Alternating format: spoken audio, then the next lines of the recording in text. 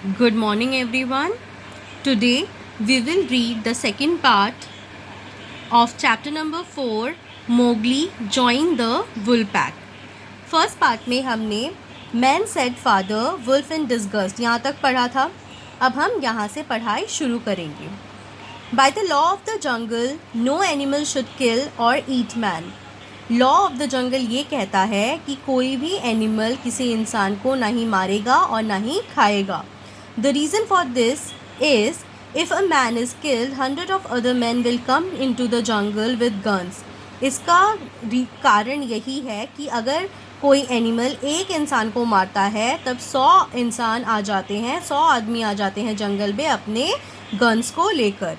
That is dangerous for the other animals. और ये दूसरे एनिमल्स के लिए बहुत ही खतरनाक होता है. Also jungle animals feel that man eater became ill quickly and lose their teeth. और इसी डर से जो जंगल एनिमल्स हैं वो फील करते हैं कि जो मैन ईटर्स हैं, मतलब जो आदमियों को मार के खाते हैं जो एनिमल्स, वो या तो जल्दी बीमार होकर मर जाएं या वो अपने दांत ही खो दे ताकि उनके मन में इंसानों को मारने का ख्याल ही ना आए, क्योंकि ये उनके लिए बहुत ही खतरा साबित होता है. Just then mother wolf became very alert. तभी के तभी जो मदर वुल्फ हैं वो बहुत ही अलर्ट हो जाती हैं, मतलब सावधान हो जाती हैं. Something is coming up the hill. Hill की तरफ कोई आ रहा है. सी शेड, वो कहती हैं. She listen carefully be ready. और वो बहुत ही ध्यान से सुनती हैं कि जो आवाज़ आ रही है उनकी तरफ, और कहती हैं कि सब तैयार हो जाओ. There was a sound in the grass near the cave. Father wolf get ready to jump. He leaped up in the air and checked himself in the mid air and fell back. और जो उनके केव के पास जो घास थी वहाँ से आवाज़ आ रही होती है. जो एनिमल्स होते हैं ना, उनकी हियरिंग पावर बहुत तेज़ होती है. वो बिना देखे सुन के भी बता देते हैं कि कोई चीज़ उनकी तरफ आ रही है. इवन कोई खतरा भी होता है ना, जैसे अर्थक्वेक या फॉरेस्ट फायर, वो भी उनको पहले ही पता चल जाता है अपने सेंस की वजह से. Good sense of hearing and smelling की वजह से उन्हें पता चल जाता है. तो मदर वुल्फ को ये पहले ही पता चल गया कि कुछ उनकी तरफ आ रहा है. और फादर वुल्फ तब जंप करके एयर में, लिफ्ट अप द एयर मतलब होता है वो हवा में उछलते हैं और देखते हैं दूर तक कि क्या उनकी तरफ आ रहा है, और नीचे उतर जाते हैं. Man, he cried, a man कब, look.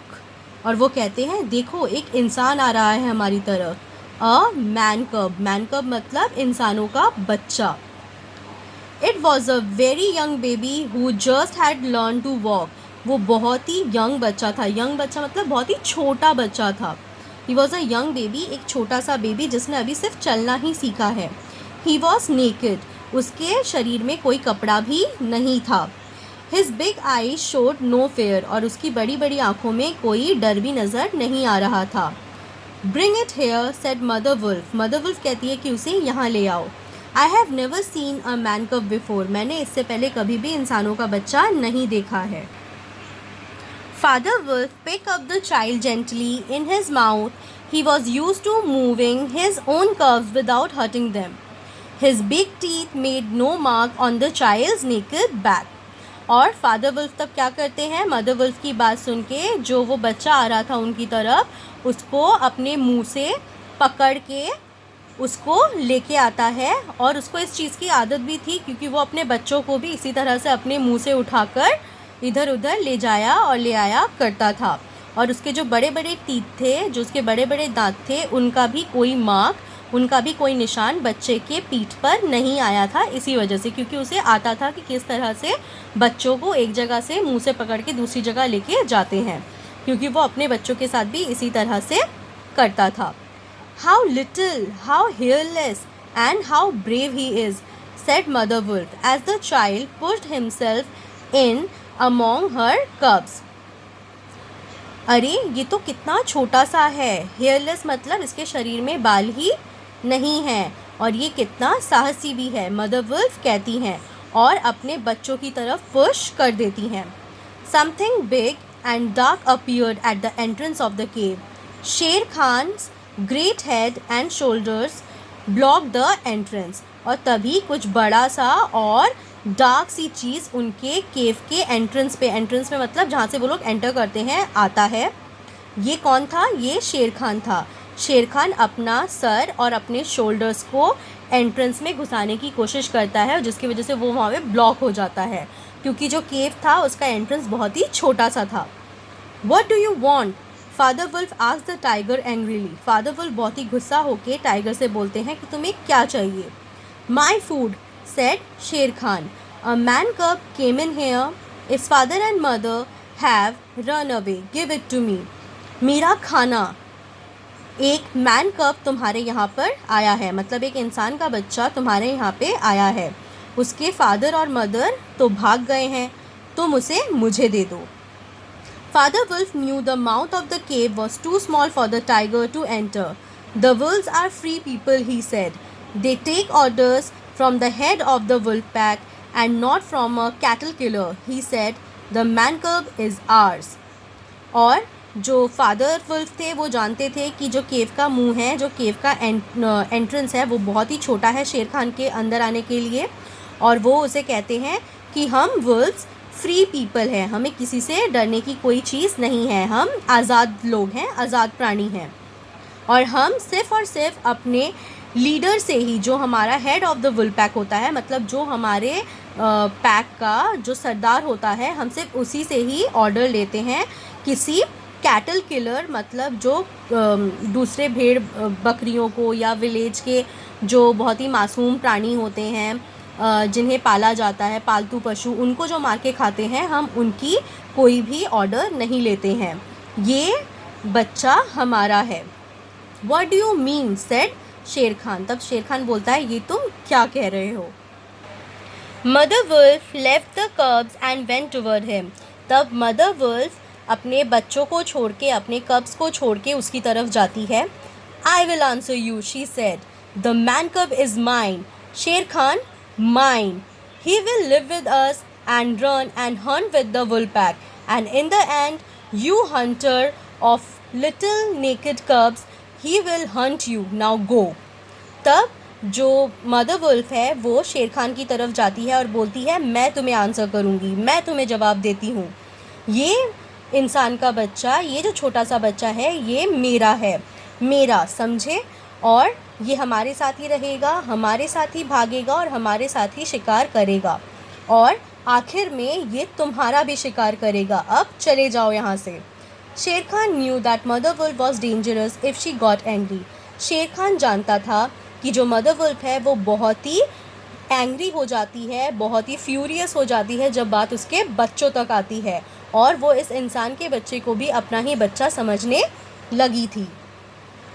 So he moved a safe distance away and shouted, well, we will see if the wolf pack agrees to that. I will get him in the end. और वो डर के थोड़ा दूर हो जाता है और दूर होके वो बोलता है कि ये जो तुम्हारा वुल्फ पैक है, ये तुम्हारी बात से कभी भी एग्री नहीं करेगा और आखिर में मैं ही इसे ले जाऊंगा. Mother Wolf went to her cubs. I will call him Mowgli the frog, she said. And one day he will kill शेर खान. मदर वुल्फ तब अपने कब्स के पास जाती है, अपने बच्चों के पास जाती है और जाके कहती है कि मैं इसे मोगली द फ्रॉग कहूँगी और ये एक दिन शेर खान का भी वध कर देगा, ये एक दिन शेर खान को भी मार डालेगा. The law of the jungle is very clear. All cubs must be taken to the council rock at the time of the full moon. जंगल का एक रूल बहुत क्लियर था फॉर द वुल्फ्स. जो जितने भी कब्स थे, जितने भी छोटे कब्स थे, उन सभी को काउंसिल रॉक ले जाया जाता था जब फुल मून का टाइम होता था. और उस टाइम पे क्या होता था, the other wolves then see the new cubs. और जितने भी पैक में वुल्फ्स होते थे, एक्चुअली जो वुल्फ्स होते हैं ना, वो पैक में रहते हैं, वो अकेले नहीं घूमते हैं, वो हमेशा अपना पूरा जो झुंड होता है उसके साथ ही घूमते हैं. और काउंसिल रॉक में क्या होता है, जब फुल मून होता है, जितने भी छोटे कब्स होते हैं उनको ले जाया जाता है और जो बड़े वुल्व्स होते हैं वो उनको पहचानते हैं, मतलब उनके साथ उनका इंट्रोडक्शन होता है और वो उसे याद करने की कोशिश करते हैं. And learn to recognize them, मतलब एक दूसरे को पहचानते हैं. After that, the pack looks after them and nobody is allowed to harm them.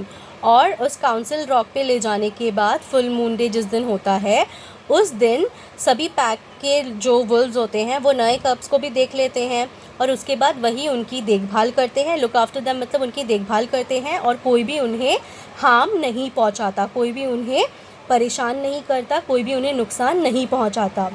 When the time came, Father Wolf took Mowgli to the council rock. The child sat and played happily with some stones in the moonlight. और जब समय आता है जो father wolf हैं वो Mowgli को भी काउंसिल रॉक लेके जाते हैं और वो वहाँ पे बैठे बैठे स्टोन्स के साथ खेलता है बहुत ही खुशी के साथ मूनलाइट में। मूनलाइट मतलब चांद की पूरी रोशनी में वो चुपचाप बैठ के खेलता है। Shere Khan demanded that the child be given to him, और तब वहाँ पे शेर खान आ जाता है और बोलता है ये बच्चा मुझे दे दो। But Akela the leader of the worlds answered we are the free peoples, why should we listen to anyone else. और उनके पैक का जो लीडर था अकेला वो कहता है कि हम तो आज़ाद प्राणी हैं, हम तो आज़ाद लोग हैं, हम तुम्हारी या किसी और की बात क्यों सुने। Some of the young wolves said, "Give him to शेर Khan. Why should we make the tiger angry?" मगर उसी पैक के कुछ यंग वुल्व्स, कुछ छोटे वुल्व्स जो थे वो बोलते हैं कि नहीं, इसे तुम शेर खान को दे दो, हम इस छोटे से बच्चे के लिए जो हमारा है ही नहीं, हम इसके लिए टाइगर को क्यों गुस्सा कराएंगे, हम शेर खान को क्यों गुस्सा करा रहे हैं। But Baloo the brown bear who taught all the wolves cub said, let him stay with the wolf pack, I will teach him myself. मगर जो भालू था, जो बड़ा सा ब्राउन बियर था, जो सभी वुल कब्स को सिखाता था, पढ़ाता था कि किस तरह से उन्हें शिकार करना होता है, किस तरह से उन्हें रहना होता है इन द जंगल, उसने कहा नहीं, इसे हमारे साथ ही रहने दो, हमारे वुल पैक में, और इसे मैं ही सब कुछ सिखाऊंगा। Bagheera the black panther jumped into the circle of Wolves. तभी बगीरा जो ब्लैक पैंथर है वो भी वुल्फ के सर्कल में, मतलब जहाँ पे वुल्व्स खड़े थे वहाँ पे आ जाता है, कूदता है वहाँ पे। I will present you with a fat bull, मतलब मैं तुम्हारी आज से रक्षा करूँगा। किसकी रक्षा करूँगा? मोगली की। He said let the man cub live and run with you, तुम इस इंसान के बच्चे को यहाँ पे रहने दो और ये हमारे साथ भागेगा भी, मतलब ये अब से हमारे साथ ही रहेगा। सो इट वॉज डिसाइडेड, और आज से ये डिसाइड हो गया, आज से ये पक्का हो गया। Mowgli the man cub became one of the wolf pack of the Seoni hills, और आज से मोगली भी वुल पैक का ही एक सदस्य, एक वुल्फ बन गया of the Seoni heels. Thank you everyone for watching.